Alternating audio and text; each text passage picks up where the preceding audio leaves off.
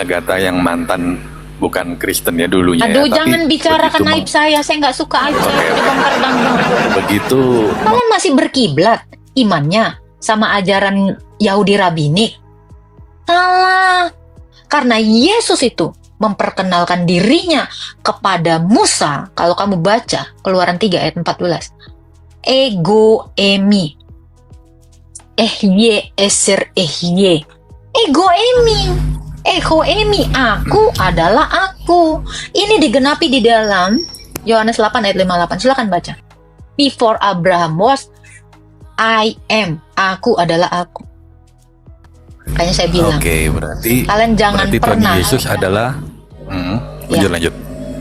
Ya, jadi kalian ini jangan pernah ya belajar dari orang-orang Mesianik, ya, Yahudi Rabinik yang tidak menerima Yesus. Israel sana, kita Israel itu, mereka itu antikris, mereka mencoba membuat bait Allah. Orang Yesus bilang, kurubuhkan bait Allah, kubangun dalam 3 hari. Itu merujuk kepada dirinya.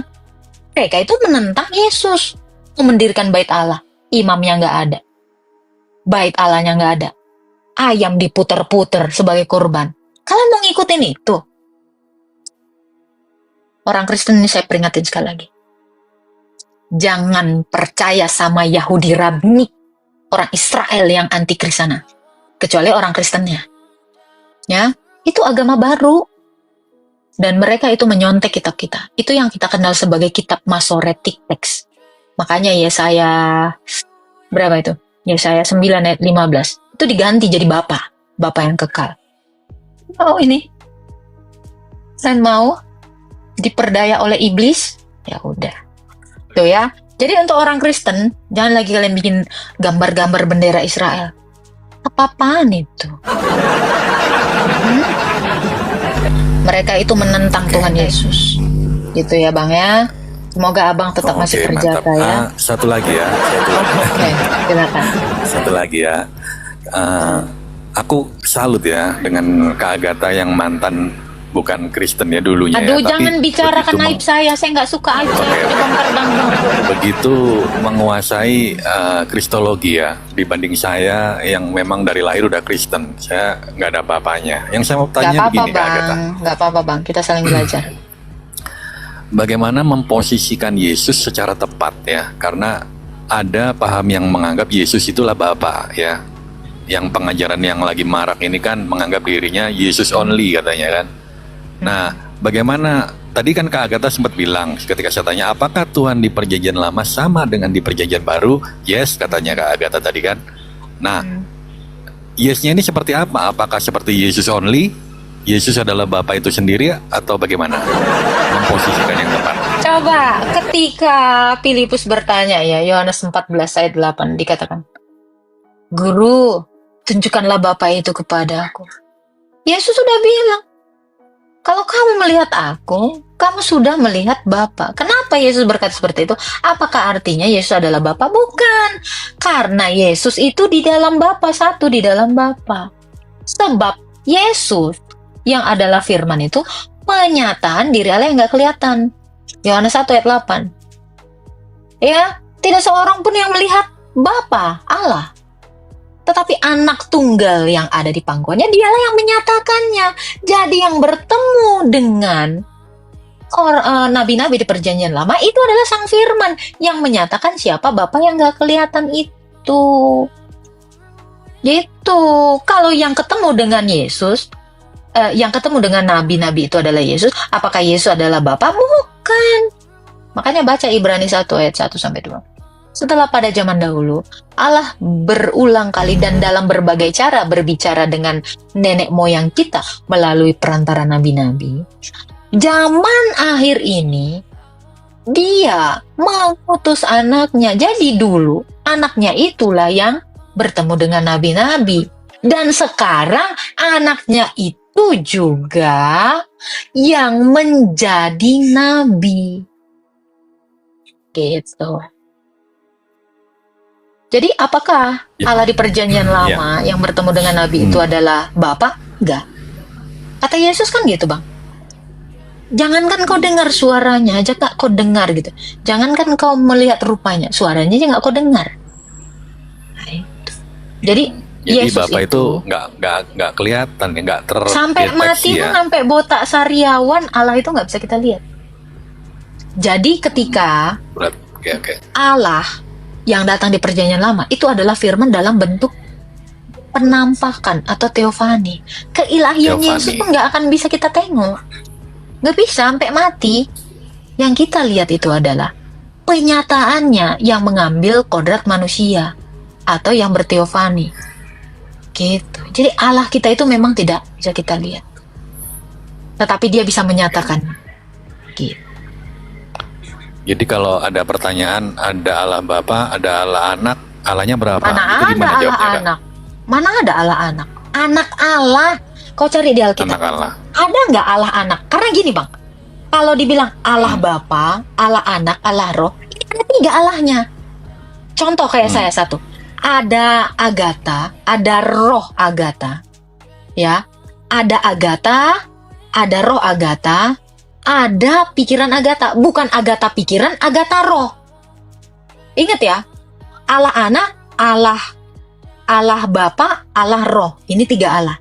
Kamu juga harus memanggil saya dengan Agatha badan, Agatha nafas, Agatha pikiran atau Agatha suara. Nggak ada. Yang ada pikiran Agatha, tubuh Agatha, roh Agatha, sebab Agathanya satu. Gitu. Jadi nggak ada Allah anak itu, nggak ada. Anak Allah yang ada. Cari aja dalilnya. Nggak ada disebut Allah anak. Pasti anak Allah. Pasti disebut roh Allah. Roh Allah bukan Allah roh. Paham sampai di sini Bang Perjaka? Oke. Lalu kesalahannya Yesus only ini di mana? Kan nggak ada bedanya Salahnya kalau Yesus. begitu. Oh, jangan, tidak ada bedanya. Jesus only ini mengatakan Yesus itu pembohong. Pembohongnya di mana? Ketika Yesus bilang, Bapa mengutus aku. Berarti kan ada Bapa, ada anak yang diutus. Yesus dibilang mereka, Yesus itu lagi main peran, kadang jadi anak, kadang jadi bapak. Brengsek. Ya. Mereka itu tidak ubah dengan binatang yang dilemparkan. Ini ada ayatnya. Mereka itu sama dengan binatang yang dibawa ke penjagalan, menunggu untuk dicincang. Brengsek banget. Mereka mau mengatakan, ketika Yesus mengatakan, Bapa ke dalam tanganmu, kuserahkan nyawaku. Enggak, Yesus itu lagi jadi Bapak jadi anak, jadi main peran. Ini jadi penipu, Yesus dibikin sama si brengsek Jesus only ini. Padahal di Alkitab jelas, Bapa mengasihi aku, Bapa mengutus aku. Berarti ada sang Bapa yang mengutus firman. Ini malah Jesus only ini bilang, Yesus kadang main jadi Bapak, kuasa. Terus enteng-enteng biji matanya itu. Dia mengatakan, Yesus kadang jadi Bapak, kadang Yesus jadi anak. Saking bodohnya ini, makanya saya bilang, inilah ketidaksempurnaan. Dimuridkan di dalam gereja. Ya jadinya gitu. Udah kayak boboiboy dibikinnya Tuhan kita itu. Berubah-berubah gini. Kadang ada lagi yang menarasikan gini ya. Macam telur. Ada cangkangnya, ada kulit arinya, ada telurnya. Gigi kau. Ya. Ini kenapa? Ini kegagalan dimuridkan. Seperti itu. Jadi brengseknya Jesus only ini yaitu mengatakan Yesus itu pembohong. Bapa ke dalam tanganmu, Bapa ke dalam tanganmu. Diri sendiri kayak orang goblok Tuhan Yesus dibikin. Jadi penipu, jadi pembohong. Inilah sesatnya itu. Yang seperti ini, kata Yesus apa? Gak kenal aku. Kata Yesus gitu. Matius 7 ayat 23. Untuk pengajar-pengajar sesat ini. Gitu bang. Jadi fatal kah? Fatal. Ini sampai Alkitab bilang. Binatang ini tidak ubah seperti binatang yang dibawa ke penjagalan, siap dipotong, binasa. Ada. Kamu baca 2 Petrus 2 ayat 12. Tetapi mereka itu sama dengan hewan yang tidak berakal. Sama dengan binatang yang dilahirkan hanya untuk ditangkap lalu dibawa ke penjagalan. Ini mengenai apa? Bidat. Tuh, ini ayat. Kalau kamu nggak percaya, ya sudah.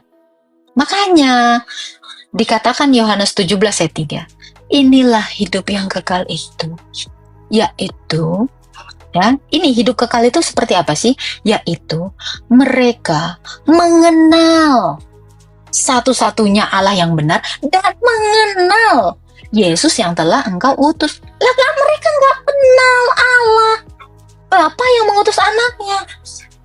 Ya mereka nggak bisa hidup kekal. Ini Galatia 1 ayat 8 sampai 9. Jikalau seseorang, 9-nya aja. Ya, jikalau seseorang memberitakan Injil yang berbeda, Yesus yang berbeda, Yesus only. Ya, Yesus adalah Bapa. Terkutuklah dia. Tegas, lugas. Kalau sekedar kita percaya aja sama Yesus, orang Nasrani juga percaya Yesus. Tapi orang Nasrani itu disebut apa? Penyakit sampar. Orang Nasrani juga percaya Yesus. Yang penting Yesus. Mereka disebut penyakit kok. Ada ayatnya. Kita nggak main-main soal iman. Makanya dari para rasul sampai ke kita, iman itu memang harus satu. Sebab Yesusnya cuma satu. Kenapa? Ajarnya macam-macam. Kenapa? Karena ngeyel. Gitu. Oke, gini Kak Agatha, mereka Jadi kan itu sering pemahaman menjebak dia. kita ya. Silakan. Mereka sering menjebak kita begini, Yesus Bapa bukan. Nah, kalau kita jawab bukan, jatuhnya kita seolah-olah tidak menuhankan Yesus gitu loh. Mereka kan sering menarasikan Yesus Bapa bukan. Kalau kita jawab bukan, berarti kamu Iya. menyembah 3 Tuhan gitu. Enggak. Yesus firmannya Bapa, firman Bapa. Firman Bapa itu satu di dalam Bapa. Mana ada 3? Yesus selalu bilang, aku dan Bapa satu. Sebab anak itu di dalam Bapa. Ya kalau Bapa itu satu, ada firman. Contoh kayak saya nih. Mungkin nggak kamu menyembah badanku, ngobrol sama badanku aja tanpa suaraku? Sebab suaraku berbeda dengan badanku dan berbeda dengan nafasku, tapi aku satu. Sekalipun kamu hanya mendengarkan suaraku, tapi itu adalah penyataan badan saya dan roh saya juga. Ya kalau kamu mengatakan, kalau mereka bertanya, Yesus Bapa bukan? Bukan. Terus Yesus itu siapa? Ya firmannya Bapa. Firmannya Bapa melekat dengan Bapa. Kalau kita menyembah Bapa, kita menyembah dong firmannya dan roh. Kalau kita mengerti Tritunggal, nggak ada yang sulit bagi kita semua. Yang penting kita mengerti dulu dogma Tritunggal, dogma Kristologi. Itu poin utama supaya kita mengerti Alkitab itu. Karena Alkitab kita ini terlalu Tritunggal, Bang. Sejak dari Kejadian, itu sudah Tritunggal. Iya. Makanya banyak teman-teman saya yang Kristen yang di TikTok ini pahamnya jadi Yesus only semua jatuhnya. Karena tidak belajar, tidak memahami. Semua memang begitu. Semua memang begitu. Nah itu bahaya kan itu ya Kak Agatha. Nggak apa-apa. Ya makanya tugas kita yang sudah memahami ini, kita memberikan pandangan yang benar kepada mereka. Semoga dengan cara itu mereka tuh berpikir, dulu ini semuanya rata-rata oneness yang saya temuin dari 2 tahun yang lalu atau 3 tahun yang lalu. Tapi karena kita sering memberitakan Tritunggal, saya dulu paling seringnya, rajin saya selama 2 tahun saya memberitakan Tritunggal. Ya akhirnya mereka ada yang menjadi percaya, ada yang masih ngeyel. Ya, yang masih bertahan itulah. Contohnya itu, ya, Baginda Nathan, si Noni, si Samuel itu, si Manap itu, Totsuka, Malikil, Billy. Itu aja. Bidatnya, dedengkotnya itu. Udah. Saya udah capek menasihati mereka, makanya sekarang saya bahkan mengucapkan salam pun nggak mau, karena di Titus 3 ayat 10 dikatakan gitu, bidat yang sudah kamu peringati 2-3 kali, janganlah kamu beri salam bagi mereka, sebab mereka itu ini sesat, udah kayak penyakit gitu, nular, nanti gue ketepaan, nggak mau gue gitu. Bang masih Perjaka ya, Mikana tuh Ratu Wanes tuh ya, jadi kita nggak usah mendengarkan mereka. Gitu aja. Cari aja room-room Tritunggal banyak kok. Kayak Pak Erben, Pak Justin, Ki Ahmad, Bang Jeki Sembiring. Itu teman-teman Protestan semua itu. Tapi mereka percaya Tritunggal kok. Oke ya. Seperti itu, Bang. Ada lagi, Bang? Oke, sementara itu dulu Oke. ya. Shalom ya, Ya. Kak Agatha. Shalom, Berkati. shalom. Semoga masih perjaga terus ya.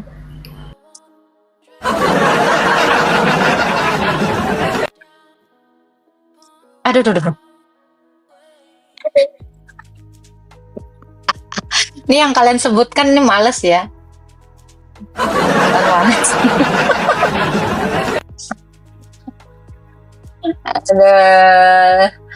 Siapa lagi yang mau naik tadi ya? Oke.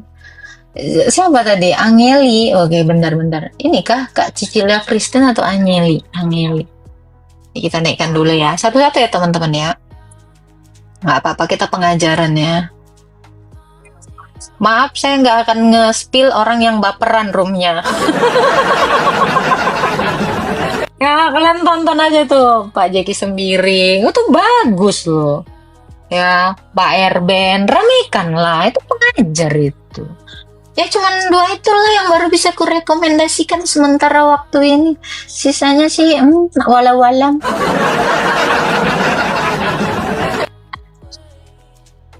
Semoga kalian paham ya. Bang RK nggak usah ditanya lagi. Katolik udah pasti Tritunggal. Gila aja. Oke, halo Angeli. Ya, halo, Angeli lah shalom, ya. Kak. Ya, Angel. Angeli. Angel, salah Angel. Kak, mau bertanya, Kak. Boleh. Kenapa pendeta untuk di Kristen tidak boleh cewek? Karena imam itu laki-laki, Bang. Kak. Imam itu harus laki-laki. Karena di gereja itu yang bisa memberikan ekaristi itu hanya seorang imam. Aturannya dari perjanjian lama, ya.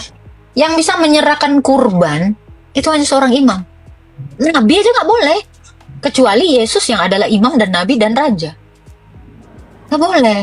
Jadi sejak dulu peraturannya seorang imam itulah yang memperdamaikan Allah dengan manusia. Ya, Ibrani 2 ayat 17. Kak, berarti kalau misalnya perempuan tuh tetap gak boleh gitu ya? Kalau boleh tahu asal usulnya kenapa harus laki-laki? Ya imam itu di mana-mana laki-laki. Oh gitu. Iya, aturan Allah yang menyerahkan. Makanya kan ada Nabi Musa, ada Imam Harun. Yang memberikan kurban itu tidak bisa Musa, harus Harun. Itu tugas keimamatan. Tapi kenapa masih ada pendeta perempuan ya? Kita tidak menghakimi orang seperti itu. Kita yang sudah tahu tentang pengajaran ini, ya kita itu akan berbuah dari diri kita sendiri dulu. Gitu.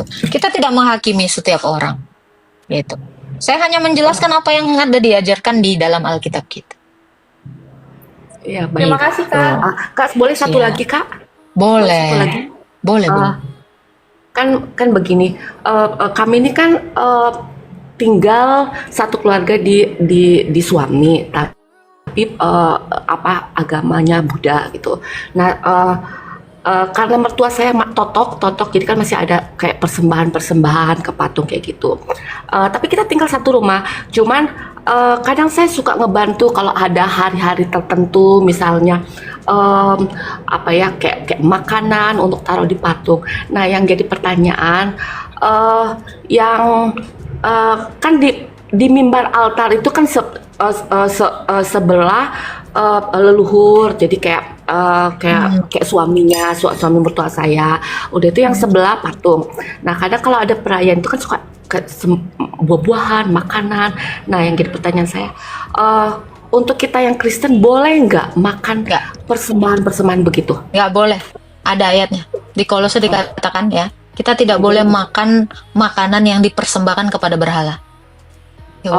Nah, kalau misalnya kayak gini lah, Kak, kan yang satu altar patung, ada Kuan Im, ada pokoknya patung-patung. Nah, yang satu altar leluhur kayak suaminya, kakeknya, neneknya. Nah, itu ada foto, ada jadi hanya altar patung, yang satu altar patung dewa-dewa, yang satu altar leluhur, jadi kayak foto nenek, oma yang sudah meninggal. Itu kayak gimana, Kak? Nggak boleh. Nggak boleh juga ya? Walaupun nggak percaya. Itu Ya kalau nggak boleh. tidak percaya ya kita jangan makan. Kita juga Oh, iya, jangan baik. kan ini kan kayaknya banyak agama ya, banyak Iya. culture ya Oh, di cuman kayak gini Kak, cuman keluarga. kayak gini. Saya Kristen dari lahir. Nah, kadang kan kita kalau misal berziarah ke makam orang tua atau oma kita, kan kita kadang suka bekal makanan, kita makan rame-rame di kuburan. Tapi nggak Oh itu nggak utuh. apa-apa, Oh. orang bekal Nah, mau makan ini. Anggap aja lagi piknik di kuburan. Ya. Nah, sekarang apa bedanya? Kenapa? Gini loh. Gini, sekarang apa bedanya dengan yang tempat tinggal saya sekarang ini kan dibedain. Yang satu altar leluhur, jadi yang udah Itu kan mau dipersembahkan untuk ininya kan? iya, Betul nggak? iya, Ya saya juga itu. kurang paham. Jadi beda kan kita bawa bekal, ya kita memang mau makan di kuburan Cina juga nggak masalah. Ya anggap aja lagi piknik di kuburan gitu. Kita bekal memang untuk kita kan, itu memang untuk diperuntukkan untuk kita kan, Iya. ya kan? Nah kalau yang itu kan diperuntukkan untuk ini ilah-ilah lain. Jadi ini beda. Baik, kita Gitu. ya Kak, terima kasih kalau gitu Kak. Jangan ya kalau kita udah percaya Kristus ya janganlah. Sekarang diginiin aja, sayang, mendingan saya makan daripada dikasih sama Dewi. Dewinya juga kagak makan bang, gituin aja. Tapi kan gini loh Kak. Ya tradisi mungkin ya, itu tradisi ya. Iya, tradisi sini kan kita tinggal di sini. Kalau saya sebagai menantunya nggak bantu kan kayak gimana gitu. Ya nggak apa-apa, kita hormati aja. Sambil kita juga memberitakan Injil melalui perilaku kita. Oh, baik Kak. Tuh, nggak apa-apa, kita tetap saling bertoleransi supaya karena kita kan juga diperintahkan menjaga kedamaian. Loh, kalau kita langsung frontal berantem lah kita nanti semua satu keluarga. Gitu. Oh, baik Kak, baik Kak. Iya. Terima kasih ya Kak. Ya Tuhan berkati. Sama-sama Kak. Ya daripada kalian persembahkan untuk itu ya mending kalian persembahkan untuk saya. Saya lagi lapar. Lapar bosku. Apa sih Islam ini indah? Iya indah. Halo Melon. Halo Kak. Halo. Gambarnya sound the ship si Timi. Namanya Melon, agak lain. Kayaknya Timi suka makan melon ya. Silakan. Ya benar Kak. Oke Kak, aku mau nanya boleh ya? Jadi Boleh. aku sempat ada debat kan sama teman-teman aku. Kalau kita tuh kalau di dalam Alkitab kan Yusuf itu sebagai ayah duniawinya Maria. Nah, tapi teman-teman Ayah nggak tahu- duniawi Maria. Ya, Yusuf itu ayah duniawinya Yesus. Cuma perdebatan aku sama teman-teman aku itu katanya kalau misalnya Tuhan Yesus itu nggak punya seorang ayah. Jadi Betul. cuma Maria aja sebagai Ya, ibunya. Yusuf Nah, aku tuh bingung, Kak. Yusuf Ya? itu memang bukan ayah biologisnya kemanusiaan Yesus. Nah, ini diksinya seperti itu. Yusuf bukan ayah biologis kemanusiaan Yesus, tetapi Yusuf itu adalah ayah tirinya secara sivil. Karena Maria ini ditunangkan dengan Yusuf tanpa berhubungan badan. Yusuf menikahi Maria supaya dia secara sivil itu tidak menjadi seorang pezina, sebab dia melahirkan kemanusiaan Yesus tanpa suami. Nah, Yusuf tidak mau marwahnya sebagai seorang wanita itu jadi tercela, jadi dicap pezina. Gitu. Jadi Yusuf ini memang bukan ayah biologis kemanusiaan Tuhan Yesus, bukan. Tetapi ayah secara sivil atau data gitu, kependudukan gitu. Seperti itu. Oke, paham. Soalnya setiap di sekolah mesti kita debat soal kalau misalnya Tuhan Yesus itu punya ayah, tapi di kontranya juga ada yang bilang Tuhan Yesus itu nggak punya seorang ayah. Nah, satu pertanyaan lagi boleh ya Kak? Bukan pertanyaan sih, lebih tepatnya minta tolong. Nah, jadi aku lahir Kristen kan dari mama papa aku. Cuma mama aku tuh emang dulu penganut agama Buddha. Konghucu. Nah, tapi pas semenjak mamaku pindah Kristen, mamaku masih nerapin buat kepercayaan-kepercayaan orang Buddha, terus kepercayaan-kepercayaan agama lain gitu. Nah, padahal mamaku nih Kristen. Jadi aku bingung kan gimana caranya aku bisa ngelurusin mamaku biar mamaku ini bisa gimana ya? Bisa mau ikut ajaran-ajaran Kristen. Soalnya mamaku nih pure bener-bener masih mempercayai kalau misalnya Konghucu itu memang bener, Hindu itu bener. Plus mamaku juga jarang ke gereja. Oke. Tanyanya gini aja. Jadi kalian tuh boleh melakukan tanya jawab interaksi sebagai seorang anak dan ibu ya. Bu, kalau mati nanti kira-kira bisa nggak ya yang ibu percaya ini menyelamatkan ibu atau membangkitkan ibu?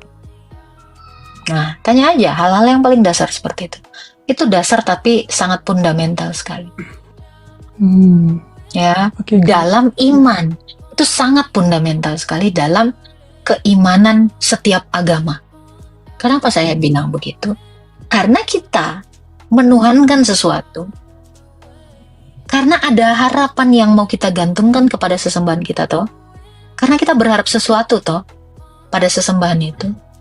Kita kalau tidak mengharapkan kita ini dibangkitkan, nggak mungkin kita ini percaya Yesus.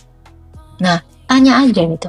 Bu, nanti setelah mati, kira-kira Tuhannya ibu bisa menolong ibu nggak ya? Ini kan paling-paling simple gitu kan. Ya Kak. Nah, nanti kakak juga harus punya bekal ketika mempertanyakan itu, berarti itu juga kakak sudah mempersiapkan jawaban. Gitu. Kak, iya. Yesus itu nanti membangkitkan kita, soalnya dia udah ngasih contoh. Ya itu kan. Yes. Seperti apa sih kehidupan nanti setelah mati dari perspektif agama ibu? Gitu. Ada nggak buktinya? Kalau kisah-kisah yang tidak jelas atau bersifat fantasi sih, masa kita beriman dan berharap kepada sesuatu yang fantasi? Iya Kak. Yang simpel-simpel aja gitu. Sekalipun Oke. ibu kita baik tapi beda agama, kebaikan itu nggak bisa membangkitkan kita. Belum ada kan satu orang baik di dunia ini bangkit sendiri kan, atau tidak mengalami kematian? Iya Kak, belum ada. Iya, emang nggak akan bisa ada, sebab Mustahil. cuman Yesus yang bisa membangkitkan. Ya. Nah, ini gitu aja, yang simpel-simpel aja, yang sehari-hari. Oke. Sambil Oke, kakak memberitakan, Yesus ini begini loh dulu, Yesus ini begini. Gitu. Ada saksinya, ada kisahnya, dan orang-orang yang memberitakan ini pun hidupnya itu lurus. Gitu. Oke. Oh ya, Jadi Kak. sedikit-sedikit aja. Oke. Oke Kak, makasih ya Kak. Oh ya Kak, sekali lagi boleh ya, sekali lagi aja janji. Boleh. Oke, jadi aku sempat ikut komunitas kan, di satu komunitas itu komunitas rohani di mana kita setiap orang diajarin biar kita mau belajar buat menyampaikan firman Tuhan.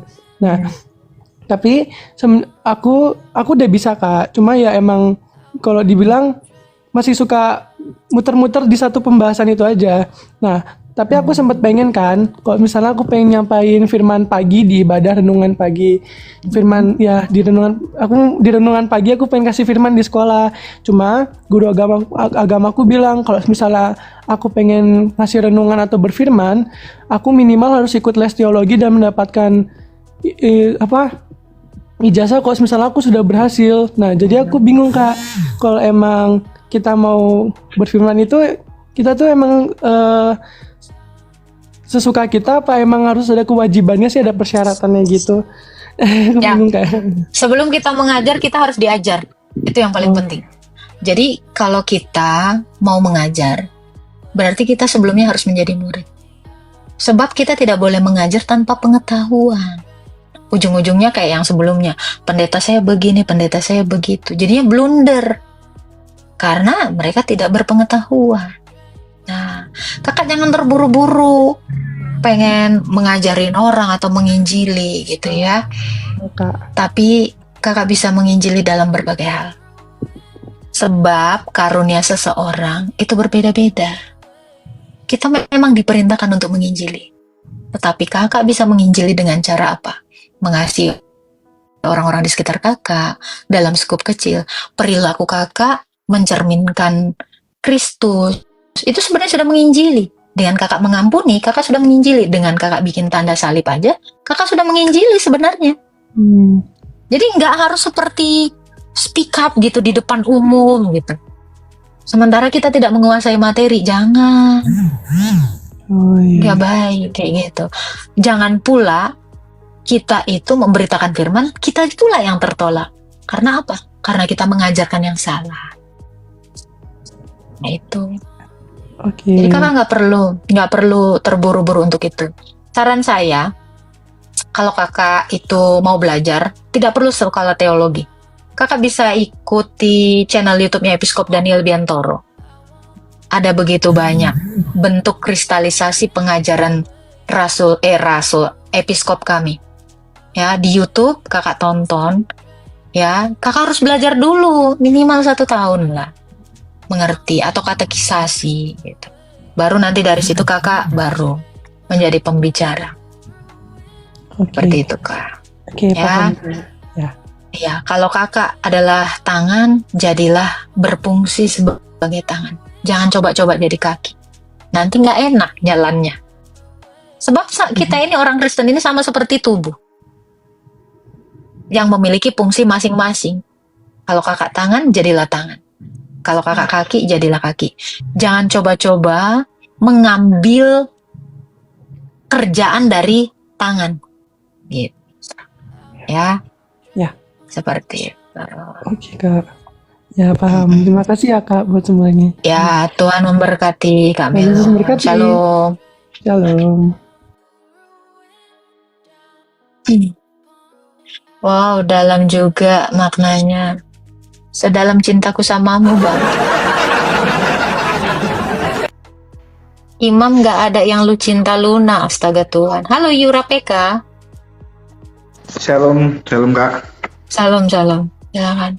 Kak, mau tanya Kak soal baptisan GBI itu sah atau tidak ya Kak? Soalnya karena aku kan belajar ini Kak, kalau GBI kan memandang baptisan itu hanya sebagai simbol pertobatan. Tetapi setelah aku pelajari rupanya baptisan itu ada unsur menyelamatkan kita juga Kak. Pandangan Kakak gimana ya Kak? Bukan unsur menyelamatkan aja. Itu adalah pintu gerbang keselamatan baptisan itu. Ya, ini tidak menurut pandangan saya ya. Karena kalau menurut pandangan saya nanti kita pandang-pandangan. Pandangan pertama, coba buka Roma 6 ayat 3 sampai 4. Coba buka Roma 6 ayat 3 sampai 4. Roma 6 Ayat 3 sampai 4.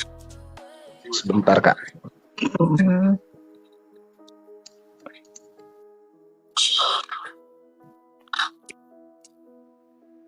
Aduh, Oke.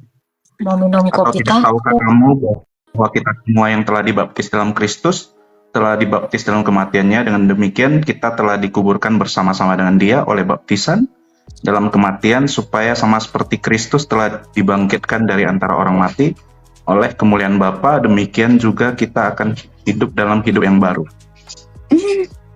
Kita ini sudah dikuburkan bersama Kristus ya. Kita sudah mati bersama Kristus. Kita sudah dibangkitkan bersama-sama Kristus. Jadi apakah itu lambang? Apakah itu simbol? Tidak. Makanya itu disebut sakramen, secret, rahasia. Bahasa Yunani-nya adalah misterion. Secara rahasia ilahi, kita disatukan dalam kematiannya, penguburannya, dan kebangkitannya. Secara rahasia ilahi. Pernah dengarkan rahasia kerajaan Allah, rahasia ilahi? Nah, Ya, Kak. secara mata manusia, kita itu memang kayak nyelup-nyelup 3 kali. Nah, coba baca Markus 16 ayat 16. Markus 16 ayat 16.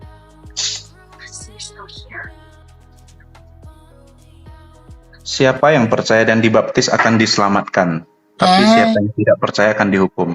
Oke, siapa yang percaya dan Dibaptis. diselamatkan.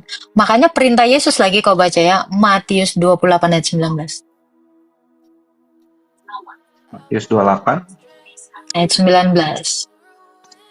Karena itu pergilah ya.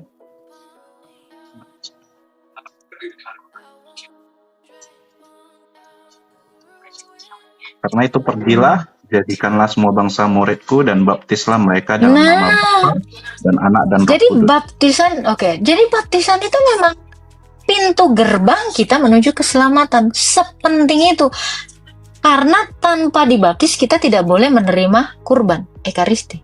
Dia kan betul kan? Ini semua gereja sepertinya seperti ini ya. Gitu. Kalau tidak dibaptis kita tidak bisa menerima kurban itu kan. Tanpa dibaptis juga kita tidak bisa melakukan sakramen pengakuan dosa. Tanpa dibaptis kita tidak bisa melakukan sakramen krisma. Tanpa dibaptis kita nggak bisa kawin. Tanpa dibaptis kita nggak bisa menerima sakramen apapun. Jadi baptisan itu menyelamatkan. Yes. Sama seperti di zaman Nuh. Cari ayatnya ya. Nah, Sama Kak, seperti jadi di zaman Nuh dengan air itu, air bah. Melalui kiasan air bah itu. 8 orang diselamatkan.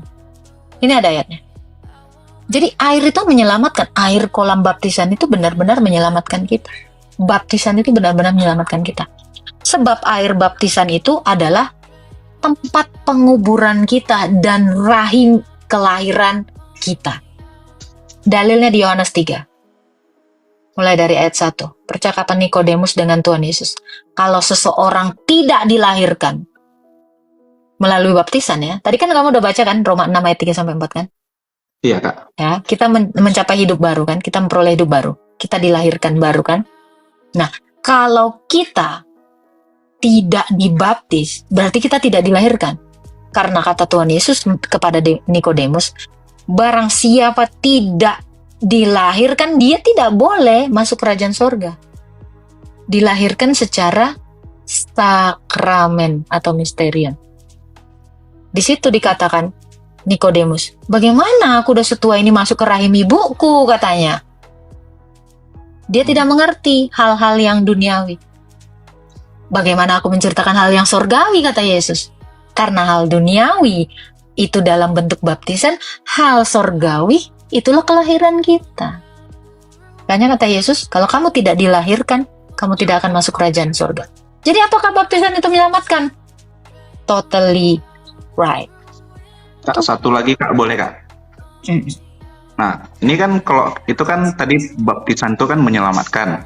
Nah, kalau kita dibaptis oleh orang yang cuman percaya baptisan itu sebagai simbol, baptisan kita ini sah atau tidak Kak? Ya simbol lah baptisanmu. Makanya kan ada orang yang pindah gereja baptis. Ya kan itu cuma simbol ya, nggak apa-apa. Simbol. Maka keselamatanmu jadi simbol. Mau? Aku sih enggak. Gitu. Intinya kalau yang dibaptis oleh orang yang percaya cuma simbol, baptisan kita bukan baptisan Kristen Ya ya Kak? keselamatanmu juga simbol. Bukan baptisan yang itu tadi Roma 6 ayat 3 dan 4. Ya kan kamu percaya simbol, berarti keselamatanmu simbol, semuanya simbol. Kalau kita orang Kristen harusnya percaya baptisan itu adalah penyatuan kita dalam kematian, penguburan, dan kebangkitan Yesus. Kalau kita benar-benar sepenuhnya percaya, kita sudah disatukan dalam kematiannya, penguburannya, dan kebangkitannya, maka kita akan menuju Firdaus. Sama seperti orang yang di sebelah kanan Yesus, kan sudah disatukan dia. Dengan kematiannya, dikuburkan sama, dibangkitkan sama. Makanya Yesus bilang, sesungguhnya hari ini juga engkau akan bersama-sama dengan aku di Firdaus. Itu yang di sebelah Yesus sudah dibaptis. Sudah dibaptis dengan darahnya, makanya dia menyatu dengan Yesus itu. Sama-sama mati, sama-sama salib, sama-sama dikubur, sama-sama bangkit. Tuh, kita juga. Makanya jangan menganggap baptisan itu simbol. Sebab Markus 16 ayat 16, barang siapa percaya dan dibaptis, bukan barang siapa percaya dengan simbol baptisan, akan diselamatkan. Kan nggak gitu. Barang siapa percaya dan dibaptis, toh. Gitu. Yesus itu tidak pernah mengatakan baptisan itu simbol. Jadi Kak, berarti kalau aku yang sudah dibaptis secara simbol, ya lebih bagusnya baptis ulang gitu Kak, di gereja yang benar gitu. Gimana Bang? Eh, kan aku kan sudah dibaptis secara GBI yang cuma percaya secara simbol. Berarti lebih bagusnya kan Ya, dibaptis. kamu harus percaya secara benar dong. Kamu Maksudnya, harus percaya, aku yang percaya secara benar atau yang membaptisku yang percaya secara benar, Kak? keduanya. Harus keduanya. Yang membaptis nggak percaya, kamu nggak percaya, ya susah lah. Karena yang membaptis ini juga harus percaya itu. Ya gimana orang yang tidak percaya membawa kamu kepada iman yang benar? Gitu. Mungkin nggak guru yang nggak ada legalitasnya meluluskan kamu di sekolah? Guru abal-abal misalnya. Mungkin nggak kamu lulus dari sekolah, kamu dimuridkan oleh guru abal-abal? Ya Nggak enggak mungkin. lah. Ijazah kau pun nanti palsu. Iya, Oke, gitu. oke, thank you, Kak. Siap. Sama-sama.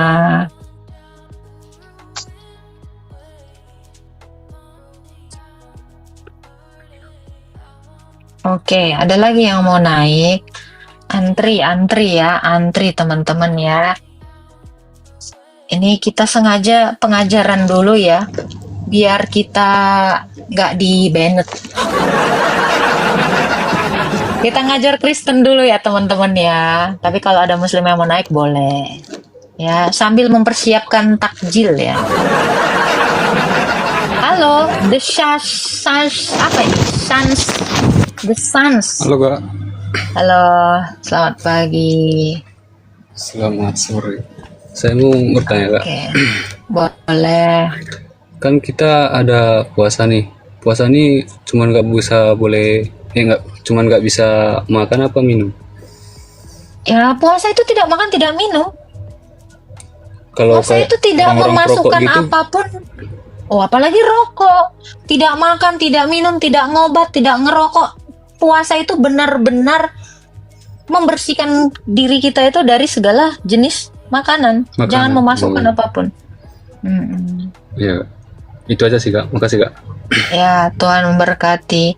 Tuhan. Ini yang bilang GBI mana ada menganggap simbol. Bagus. Karena abang tadi tuh nanya, gereja dia mengatakan itu simbol. Kalau ada gereja yang mengatakan itu tidak simbol, ya itu bagus. Ya, justru memang semua gereja harus mengatakan baptisan itu bukan simbol. Itu good. Gitu. Justru bahaya kalau ada gereja yang mengatakan baptisan itu simbol. Gitu ya. Oke, ada lagi yang mau naik kah? Oke, halo Dava. Halo, selamat sore. Selamat sore. Ini Kak, aku mau tahu tentang Markus 3 ayat 21, Kak. Oh, baca. Ini yang bilang ya, Agatha lu kapan disalib? Udah. Agatha lu kapan mualaf? Lu maunya apa sih Bang Jago? Pertama maki-maki. Terus lu bilang gua kapan mualaf? Gua habis dari sana. Lu jangan gitu dong. Gua baru dari sebelah. Lu mau nyuruh lagi gua masuk ke sebelah. Aduh Tuhan, mohon maaf ya. Tolong jangan mengajak saya kepada aib saya yang dulu.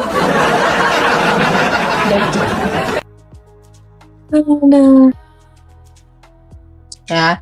Dan saya juga mau mengucapkan terima kasih ya untuk teman-teman ya yang udah berbagi kasih ya, yang mendukung pelayanan saya melalui Saweria atau rekening. Saya ucapkan terima kasih ya. Semoga berkat Tuhan Yesus melimpah atas kita semua. Amin. Silakan Dava, ada yang mau ditanya? Yang Markus 3 ayat 21, maaf yang katanya Yesus itu gila apa iya, Kak? Itu kata siapa? Di Bibelnya. Iya, siapa yang bilang gila? Ya tertulis di situ, Kak. Orang-orang kan? Ya, orang-orang itu menganggap Yesus itu gila karena dia dari itu. Kakak. Ya, di situ kan Yesus itu dianggap gila kepada oleh orang-orang Farisi. Kenapa? Karena dia itu mengaku Allah, lalu dia juga menyembuhkan banyak orang. Makanya orang-orang Farisi ini Di situ sebel banget, tertulis sabar. Ini kan mau keluarganya, Kak, dijelasin. yang mulai. Ya udah baca dulu, ya udah baca, ya udah baca, ya udah baca, ya udah baca. Silakan. Ya, di situ tertulis keluarganya yang anggap dia gila gitu. Coba dibaca dulu, baca dulu. Baca dulu. Jangan dibaca. Kakak aja dulu. yang baca, Kak. Kan kita Enggak lah, baca. abang lah. Coba lah. Markus berapa, Bang? Markus 3 ayat 21. Oke, ya. Yesus pulang ke rumah. Orang banyak datang lagi berkerumun. Nah, karena di sini ya. Yesus ini kan sering melakukan penyembuhan kepada orang-orang. Dia sering bermujizat. Yesus pulang ke rumah, orang-orang banyak datang lagi berkerumun hingga ia makan pun sehingga makan pun mereka tidak dapat. Waktu keluarganya mendengar hal itu, mereka datang hendak mengambil dia. Sebab kata orang-orang yang berkerumun itu, ia tidak waras lagi. Jadi bukan keluarganya yang ngomong, Pak. Ya. Itu lalu dijawab di sini ya. Ahli-ahli Taurat datang ke Yerusalem dan berkata, ia kerasukan Beelzebul. Jadi mereka yang mengatakan dia gila dan kerasukan ini adalah orang-orang Farisi. Keluarganya justru mau ngambil dia, bukan keluarganya yang ngomong. Lalu ya, dengan kuasa apakah nih ya? Dengan kuasa pemimpin setan ia mengusir setan, katanya. Yesus memanggil mereka lalu berkata kepada mereka dalam perumpamaan, bagaimana iblis bisa mengusir iblis? Justru Yesus mengatakan seperti itu.